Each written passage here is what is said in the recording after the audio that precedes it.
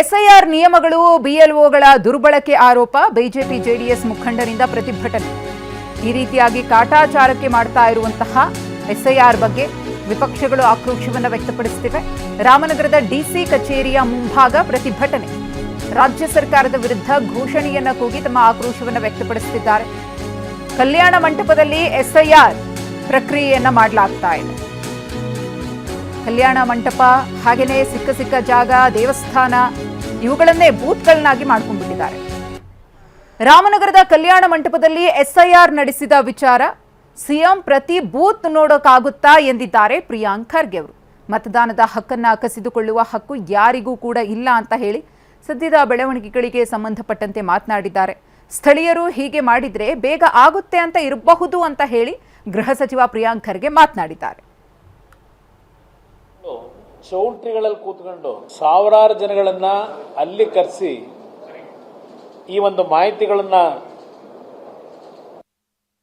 ಈಗ ಸಿಎಂ ಅವರು ಪ್ರತಿ ಬೂತ್ ನೋಡೋಕ್ಕಾಗತ್ತೇನ್ರಿ? 50-60 ಸಾವಿರ ಬೂತ್ ಇರ್ತದೆ. ಯಾರು ಅಲ್ಲಿ ಲೋಕಲ್ ಲೀಡರ್ಸು ಹಿಂಗೆ ಮಾಡಿದ್ರೆ ಬಹುಶಃ ಬೇಗ ಆಗ್ಬೋದು ಅಂತ ಹೇಳಿರ್ಬೋದು. ಆದರೆ ಅದ್ರ ಬಗ್ಗೆ ಇನ್ನೂ ಸಂಪೂರ್ಣ ಮಾಹಿತಿ ನನಗೆ ಬಂದಿಲ್ಲ. ಬಟ್ ಏನೇ ಇದ್ರೂ ಕೂಡ ಎಲೆಕ್ಷನ್ ಕಮಿಷನ್ ಇದೆ, ನೋಡ್ಕೋತಾರೆ. ಈಗ ಎಲೆಕ್ಷನ್ ಕಮಿಷನ್ ಮಾಡೋ ಕೆಲಸನೂ ಇವರೇ ಮಾಡ್ತಾರಾ BJP JDS ಅವರು? What ever it is they will ask for clarification from the BLO. ಈಗ ಸಿಎಂ ಅವರು ಮಾಡಿ ಅಪ್ಪ, ನಿಮ್ಮ ಕೈಲೇ ಇದೆ ಅಲ್ಲ. ಈಗ ಶೋಭಾ ಕರಂದ್ಲಾಜೆ ಅವ್ರು ಯಾವ ಪಾರ್ಟಿ ಗುರು? ಯಾರು ಕೇಂದ್ರದಲ್ಲಿರೋದು? BJP. ಮಾಡಿಸಿ, ಯಾರು ಬೇಡ ಅಂದಿದ್ದಾರೆ? ಪಾರದರ್ಶಕವಾಗಿ ಮಾಡಿ ಅಂತ ಹೇಳ್ತಾ ಇರೋದಲ್ಲ ನಾವು ಕೂಡ. ಭಾಳ ಸ್ಪಷ್ಟವಾಗಿ ನಮ್ಮ ಕ್ಯಾಬಿನೆಟ್ ನೋಟ್ನಲ್ಲಿ ಅಥವಾ ಮನವಿನಲ್ಲಿ ಏನಿದೆ, first line, we are not against revision of voter list of any kind. ಇದನ್ನು ಅವ್ರು ಮಾಡಲೇಬೇಕು. ಇದೇ ಅವ್ರ ಕೆಲಸ, ಎಲೆಕ್ಷನ್ ಕಮಿಷನ್ ಕೆಲಸ. ಒಂದು ಒಳ್ಳೆ ಮತದಾರರ ಪಟ್ಟಿ ಕೊಡಬೇಕು, ಚುನಾವಣೆ ಸರಿಯಾಗಿ ನಡೆಸಬೇಕು. ಇದು ಬಿಟ್ಟರೆ ಬೇರೆದೇನು ಕೆಲಸ ಇಲ್ಲ ಅವ್ರದ್ದು. ಪಾರದರ್ಶಕವಾಗಿ ನಡೆಸ್ರಿ, ನಮ್ಮ ನಾಗರಿಕರನ್ನು ಇನ್ಕ್ಲೂಡ್ ಮಾಡಿ, ಯಾರು ನಾನು ಮತದಾನದ ಹಕ್ಕಿಂದ ದೂರ ಇಡಬೇಡಿ. ಅದಕ್ಕೆ ಕೆಲವು ಪ್ರಶ್ನೆಗಳನ್ನು ಕೇಳಿದ್ವಿ, ಅದಕ್ಕೆ ಉತ್ತರ ಕೊಟ್ಟರೆ ಮುಗ್ದೇ ಹೋಗ್ತದಲ್ಲ ಸರ್. ಈ ಆತಂಕ ಸೃಷ್ಟಿ ಮಾಡ್ತಾರೆ, ಅದು ರಾಜ್ಯ ಸರ್ಕಾರಗಳ, ಕಾಂಗ್ರೆಸ್ ಪಕ್ಷನ. ವಾಟ್ ಈಸ್ ಎಲೆಕ್ಷನ್ ಕಮಿಷನ್ ಅವ್ರು ಏನು ಕತೆ ಕಾಯ್ತಾ ಇದ್ದಾರಾ? ಅವ್ರದ್ದು ತಾನೇ ಜವಾಬ್ದಾರಿ. ಒಂದು ಸಮುದಾಯದ, ಈಗ ನಮ್ಮ ಕಡೆ ಮೊನ್ನೆ ನನಗೆ ಮಾಹಿತಿ ಪ್ರಕಾರ ಬಂದಾಗ ಎಲ್ಲ ಒಂದು ನಮ್ಮ ಬ್ಯಾಕ್ವರ್ಡ್ ಸಮಾಜದವರು ಒಂದು ಅವ್ರದ್ದೇ ಸಮುದಾಯ ಭವನಗಳಲ್ಲಿ ಸೇರಿಕೊಂಡು ಹಿಂಗೆ ಈ ಪ್ರಕ್ರಿಯೆ ಬಗ್ಗೆ ಜಾಗೃತಿ ಮೂಡಿಸ್ತಾ ಇದ್ರು. ಅವ್ರ ಹತ್ರ ಏನು ER ಫಾರ್ಮ್ಸು ಡೌನ್ಲೋಡ್ ಮಾಡ್ಕೊಂಡು ಅಲ್ಲೇ ಹಂಚ್ತಾಯಿದ್ರು. ಅದಕ್ಕೇನಂತೀರ? ಆತಂಕ ಯಾರಿಗಿರೋದು ಈಗ? ಅಲ್ಪಸಂಖ್ಯಾತರಿಗೆ, ದಲಿತರಿಗೆ, ಹಿಂದುಳಿದ ವರ್ಗದವರಿಗೆ, ಆರ್ಥಿಕವಾಗಿ ಹಿಂದುಳಿದ ಮೇಲ್ವರ್ಗದವರಿಗೆ. ಈಗ ಮಧ್ಯಪ್ರದೇಶನಲ್ಲಿರ್ಬೋದು, ನಿಮ್ಮ ಬಿಹಾರಲ್ಲಿರ್ಬೋದು ಮತ್ತು ಬೆಂಗಾಲ್ನಲ್ಲಿರ್ಬೋದು, ರಾಜ್ಯ ಸರ್ಕಾರ ಏನಂತ ಹೇಳಿದ್ದಾರೆ, ಯಾರು SIRನಲ್ಲಿ ಪಟ್ಟಿನಲ್ಲಿದ್ದಾರೆ ಅವ್ರಿಗೆ ಮಾತ್ರ ನಾವು ಆದ್ಯತೆಯನ್ನು ಕೊಡ್ತೀವಿ ರಾಜ್ಯ ಸರ್ಕಾರ ಯೋಜನೆ ಮತ್ತು ಕೇಂದ್ರ ಸರ್ಕಾರ ಯೋಜನೆಗಳಲ್ಲಿ.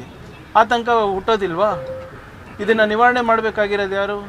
ಈಗ ನಾವು ಹೋಗಿ ಅಲ್ಲಿಗೆ ಚೀಫ್ ಎಲೆಕ್ಷನ್ ಕಮಿಷನರ್ ಹತ್ರ ಟೈಮ್ ಕೇಳಿದ್ರೆ ಟೈಮ್ ಕೊಡೋಲ್ಲ ಅಂದರೆ ನಾವೇನು ಮಾಡಬೇಕು ಸರ್? ನೋಡಿ, ಎಲ್ಲರೂ ಕೂಡ MLAಗಳಿರ್ಬೋದು, BJP MLA ಇರ್ಬೋದು, ಕಾಂಗ್ರೆಸ್ MLA ಇರ್ಬೋದು, ಎಲ್ಲರೂ ಕೂಡ ಇದಕ್ಕೆ ಶ್ರಮಿಸ್ತಾ ಇದ್ದಾರಲ್ವಾ? ಯಾಕೆ? ಮತದಾರರಿಗೋಸ್ಕರ. ಈಗ ಅದಕ್ಕೆ ಮಾನದಂಡ ಇದೆ. ನೀವು ಹೇಳ್ದಂಗೆ ಫೋಟೋ ಹಾಕಬಾರ್ದು. ಇದು ಕೆಲವು ಶಾಸಕರು ಮಾಡಿದ್ದಾರೆ. ಜಯನಗರ್ನಲ್ಲಿ ಏನಾಯಿತು ಸರ್? ಜಯನಗರ್ನಲ್ಲಿ ನಮ್ಮ ಶಾಸಕರು ಇರೋದಾ? BLO ಯಾರಿರೋದು? ರಾಜ್ಯ ಸರ್ಕಾರದ್ದು. ಚಾಮರಾಜಪೇಟೆ, ಯಶವಂತಪುರದಲ್ಲೆಲ್ಲ ಎಲ್ಲ ಕಡೆ ಇರ್ತದೆ. ಈಗ SIR ಎಲ್ಲ ಪೊಲಿಟಿಕಲ್ ಪಾರ್ಟೀಸು ಮಾಡಬೇಕಲ್ವಾ? ಈಗ ನಾಳೆ ನೀವು ಎಲೆಕ್ಷನ್ ಗೆಲ್ಬೇಕಂದ್ರೆ ನೀವು ನಿಮ್ಮ ಮತದಾರರಿಗೆ ಹಾಕಿಸ್ತೀರಾ. That is what is called a revision of voter list. ನೋಡಿ, ಏನೇ ಮಾಡಿದ್ರೂ ಕೂಡ ಕಾನೂನು ಮೀರಿ ಯಾರೂ ಮಾಡೋಕ್ಕಾಗಲ್ಲ. ಎಲೆಕ್ಷನ್ ಕಮಿಷನ್ ಅವ್ರದ್ದು ಅಬ್ಸರ್ವರ್ಸ್ ಇರ್ತಾರೆ. ಅವರು ಅಂಥದ್ದೇನಾದರೂ ಕ್ರಿಯಾಲೋಪ ಆಗಿದ್ದರೆ ಅಥವಾ ಬೇರೆ ರೀತಿಯಾದಂಥ ಲೋಪಗಳಾಗಿದ್ದರೆ ಅವ್ರು ಆ್ಯಕ್ಷನ್ ತೊಗೋಬೋದು. ನಾವು ಯಾರೂ ಕೂಡ ಅವರಿಗೆ ಫೋರ್ಸ್ ಮಾಡಿ ಯಾವುದಾದ್ರೂ ಸಮುದಾಯ ಭವನಗಳಲ್ಲಾಗಲಿ ಅಥವಾ ಬೇರೆ ಕಚೇರಿಗಳಲ್ಲಾಗಲಿ ಮಾಡಿ ಅಂತ ಒತ್ತಾಯ ಮಾಡಿಲ್ಲ. ಈಗ ಅವರ ಆತಂಕ ಇರೋದು ಜನರಲ್ಲಿ ನಿಜ. ಅದಕ್ಕೆ ಅಲ್ವಾ ನಾವು ಹೇಳಿರೋದು ಕ್ಯಾಬಿನೆಟ್ನಲ್ಲಿ 12 ಪ್ರಶ್ನೆಗಳನ್ನು ಕೇಳಿದ್ದೀವಿ. ಇದೆಲ್ಲನೂ ಗೊಂದಲ